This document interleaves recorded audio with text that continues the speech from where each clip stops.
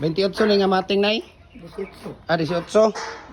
Ayan, ito pala yung mating ng 18 inches na culvert natin. Alas nanay, oh. Magkano ang bayad dyan, ay? Magkano ang bayad sa mating? Aw, kasama na yan sa ano, nay? Culvert? Bayad nila sa amin. Uba na sa culvert na. Dalay ang culvert.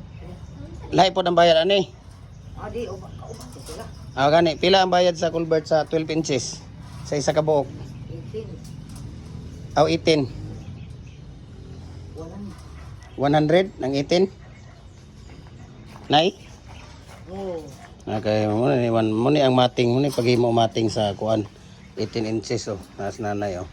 Mating sa 18 inches na culvert. Ayan. RCPC pipe culvert. So 8 mm ang ginamit na bakal. Tapos number 16 ang tie wire. Ayan.